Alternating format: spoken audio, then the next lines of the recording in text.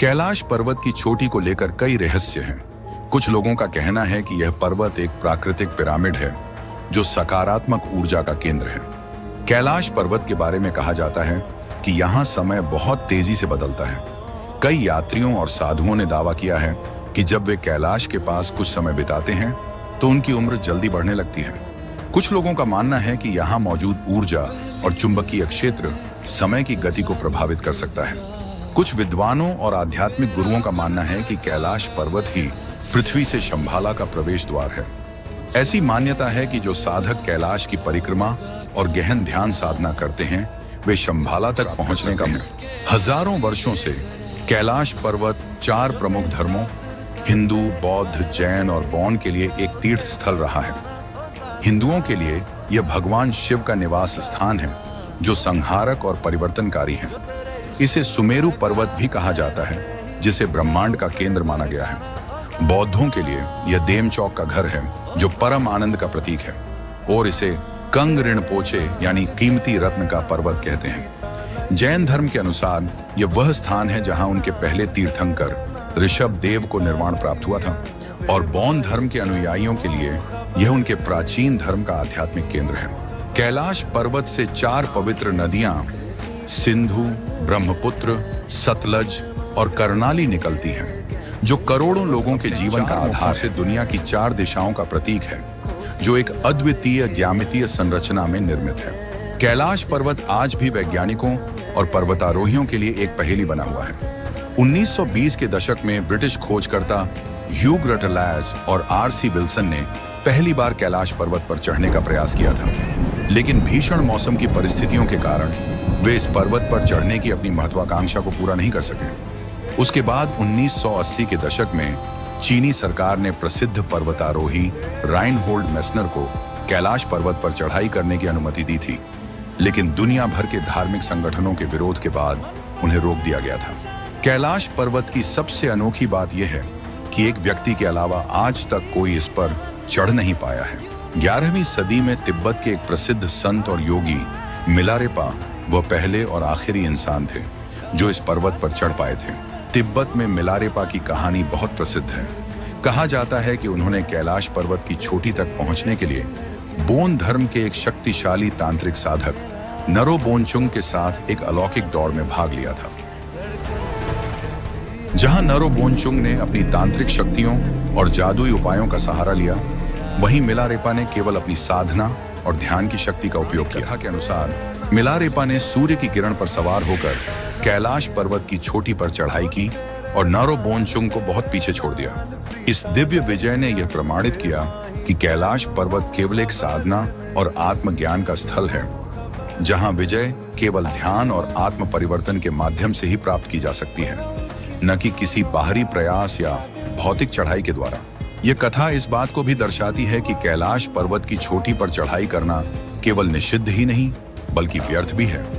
यह पर्वत उन लोगों के लिए आरक्षित है जो आध्यात्मिक शांति और आत्मिक उन्नति की खोज में हैं। इसलिए कैलाश पर्वत को विजय प्राप्त करने के स्थान की बजाय श्रद्धा और साधना के स्थान के रूप में देखा जाता है, जहां आत्मज्ञान ही सबसे बड़ी उपलब्धि मानी जाती है। कैलाश यात्रा सिर्फ एक भौतिक यात्रा नहीं बल्कि आत्मा की शुद्धि का मार्ग है। यह यात्रा हमें यह सिखाती है कि सच्ची श्रद्धा और समर्पण से हर बाधा पार की जा सकती है। यहाँ हर कदम भगवान शिव के आशीर्वाद और प्रकृति के चमत्कार का अनुभव कराता है।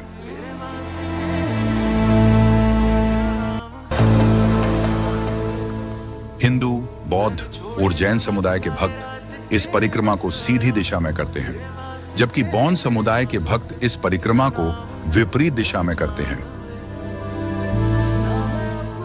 यदि आप यह यात्रा चलकर नहीं कर सकते तो घोड़े या खच्चर भी किराए पर ले सकते हैं। यमद्वार से चुकुमठ होते हुए आपको डेरापुक पहुंचना होता है। यह इस परिक्रमा का सबसे आसान भाग है। दोपहर का भोजन आप रास्ते में आने वाले इन छोटे होटल में कर सकते हैं। आप आराम से चलते हुए और कुदरत का आनंद लेते हुए शाम तक डेरापुक पहुंच जाओगे। डेरापुक से कैलाश पर्वत का उत्तरी हिस्सा सबसे सुंदर दिखाई देता है। अगर आपके पास समय और ताकत शेष हो तो आप उसी दिन कैलाश पर्वत के उत्तरी आधार तक ट्रैक भी कर सकते हो, वरना और एक दिन रुककर दूसरे दिन कैलाश पर्वत के उत्तरी आधार तक ट्रैक करके चरण स्पर्श भी कर सकते हो। आपकी रात्रि निवास की व्यवस्था डेरापुक में ही होती है। यहाँ आप चाहो तो डेरापुक मठ में या होटल में भी रुक सकते हो। यहाँ ज्यादा होटल नहीं है, तो आपको जहां जगह मिले वहीं रुकना पड़ सकता है। यहां से कैलाश पर्वत का उत्तरी हिस्सा सबसे सुंदर दिखाई देता है। आपकी दूसरे दिन की यात्रा सबसे कठिन हो सकती है, क्योंकि दूसरे दिन की शुरुआत एक पथरीले क्षेत्र से होती है, जिसमें आप दुनिया के सबसे ऊंचे पर्वतीय दर्रों में से एक डोलमाला पास पर चढ़ाई करेंगे।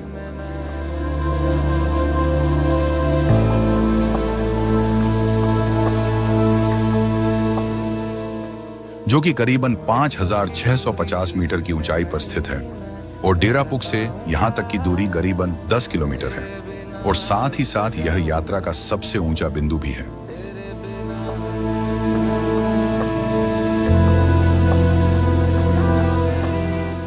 आपको यहां इस दुर्गम रास्ते पर कई श्रद्धालु साष्टांग परिक्रमा करते हुए भी नजर आएंगे। नीचे उतरते समय यहीं पर गौरी कुंड, कुबेर कुंड और लामचू घाटी भी स्थित है। माना जाता है कि यह वही स्थान है स्नान किया करती थी। नीचे उतरने पर एक और स्थान आता है जिसका नाम है शापजे दाटॉक। यहाँ पर यात्रियों की भोजन और निवास की व्यवस्था भी उपलब्ध होती है। अगर आप थक गए हो तो यहाँ रुक भी सकते हो, वरना वहां से 12 किलोमीटर चलकर आपको जुथुलपुक तक पहुंचना होगा।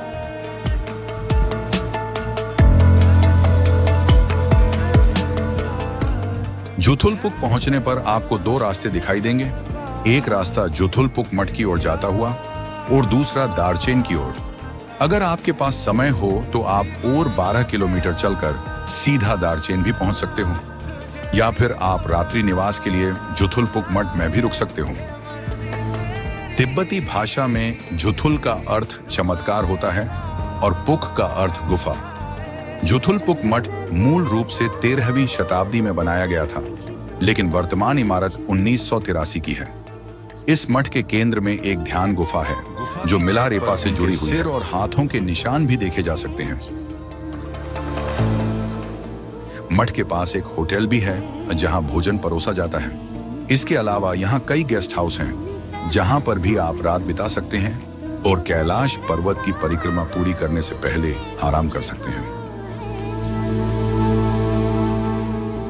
तीसरे और अंतिम दिन आप जुथुलपुक मठ से दारचेन की ओर वापस लौटते हैं, जिसकी दूरी करीबन 12 किलोमीटर है। रास्ते में आप ढिंगचू घाटी से होते हुए पश्चिम दिशा में मुड़ेंगे तो चांगधो आएगा। चांगधो से आप वाहन द्वारा भी दारचेन पहुंच सकते हो, या तो फिर पैदल चलकर भी दारचेन में अपनी परिक्रमा समाप्त कर सकते हो। कैलाश आउटर कोरा एक कठिन लेकिन आध्यात्मिक रूप से अद्भुत यात्रा है। यदि आप सही योजना, तैयारी और संकल्प के साथ जाएंगे तो यह आपके जीवन की सबसे दिव्य यात्राओं में से एक होगी। क्या आप भी कैलाश यात्रा पर जाने का प्लानिंग कर रहे थे? हमें कमेंट में बताइए। बाहरी परिक्रमा यानी आउटर कोरा के बाद आप चाहो तो 30 किलोमीटर की आंतरिक परिक्रमा यानी इनर कोरा भी कर सकते हो। आंतरिक परिक्रमा भले ही बाहरी परिक्रमा से छोटी हो, लेकिन यह शारीरिक रूप से कहीं अधिक चुनौतीपूर्ण है। इस परिक्रमा के दौरान आपको नंदी पर्वत की परिक्रमा करनी होती है। स्थानीय तिब्बती मान्यता के अनुसार यदि आप कैलाश पर्वत की 13 बाहरी परिक्रमाएं पूरी कर लेते हैं तो ही आप कैलाश आंतरिक परिक्रमा करने के योग्य होते हैं। तो यदि आप भी आंतरिक कोरा के रहस्यमय अनुभव को महसूस करना चाहते हैं और इसके बारे में अधिक जानना चाहते हैं तो हम आपके लिए पूरी जानकारी लेकर आए हैं।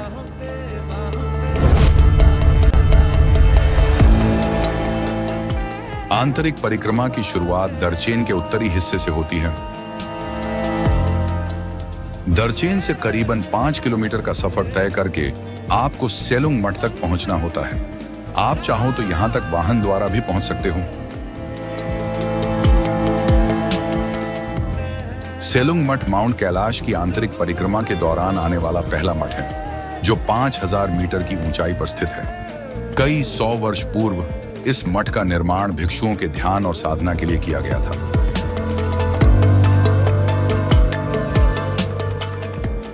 इसके बाद आपको नंदी पर्वत के पश्चिमी भाग के साथ ट्रैक करना होता है। यहां आपको ऊबड़-खाबड़ रास्तों पर चलना होगा जो चट्टानों के टुकड़ों से भरे होते हैं। यह मार्ग आपको कैलाश पर्वत के दक्षिणी आधार तक लेकर जाता है। समुद्र तल से लगभग 4900 मीटर की ऊंचाई पर स्थित अष्टपद कैलाश यात्रा का एक महत्वपूर्ण स्थल है। इसे जैन धर्म का एक पवित्र स्थान माना जाता है, क्योंकि यह मान्यता है कि जैन धर्म के प्रथम तीर्थंकर ऋषभदेव ने इसी पर्वत पर निर्वाण प्राप्त किया था। यह स्थान पत्थरों से बनी संरचनाओं से घिरा हुआ है। वहीं से सामने की तरफ एक दूसरे पर्वत के शिखर पर आपको एक शिवलिंग जैसा आकार दिखाई देगा, जिसे राक्षस लिंग कहा जाता है। माना जाता है कि इसकी स्थापना यहां स्वयं रावण ने की थी।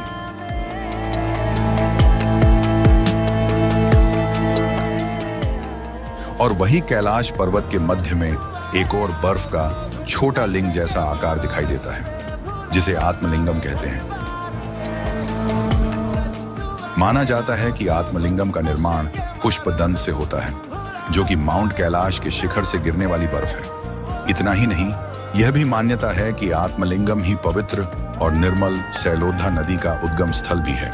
कैलाश पर्वत की आंतरिक परिक्रमा के दौरान आप पवित्र आत्मलिंगम के दर्शन कर सकते हैं, जो इस आध्यात्मिक यात्रा को और भी पावन बना देता है। आत्मलिंगम को पार करने के बाद एक लगभग सीधी खड़ी चट्टान आती है, जिसे पार करके ही सप्तर्षि गुफाओं तक पहुंचा जा सकता है। सप्तर्षि गुफाएं समुद्र तल से लगभग 5900 मीटर की ऊंचाई पर स्थित हैं, और यह कैलाश मानसरोवर यात्रा के सबसे कठिन ट्रैक्स में से एक मानी जाती है। गुफाओं की दीवारें तिब्बती परंपरा के अनुसार लाल रंग की होती हैं, जो इसे अन्य गुफाओं से अलग बनाती हैं। यहां आने वाले श्रद्धालु धार्मिक पुस्तकों को इन गुफाओं में रखकर भगवान शिव की पूजा करते हैं और उनके प्रति आभार प्रकट करते हैं। इन गुफाओं से नंदी पर्वत का विहंगम दृश्य देखने को मिलता है। नंदी पर्वत का आकार भगवान शिव के वाहन नंदी बैल से मिलता जुलता है। हिंदू मान्यताओं के अनुसार नंदी भगवान शिव का वाहन होने के साथ साथ उनका संदेश वाहक भी है, जो भक्तों की इच्छाएं और प्रार्थनाएं भगवान शिव तक पहुंचाता है। यहां आकर कैलाश पर्वत को छू पाना अपने आप में ही एक अलग अनुभव है। यहां पर स्थित 13 स्वर्ण स्तूपाओं में द्रिगुंग तिल मठ के 13 महान भिक्षुओं के अवशेष स्थापित हैं। कई स्थानिक निवासी यहां पर रुककर ध्यान और साधना भी करते हैं। चाहो तो आप भी यहां कुछ देर बैठकर ध्यान कर सकते हो। यह स्थान अधिक ऊंचाई पर होने की वजह से यहां ज्यादा ठहरना स्वास्थ्य के लिए हानिकारक हो सकता है, तो आपको जितना हो सके उतना जल्दी यहां से नीचे उतर जाना चाहिए।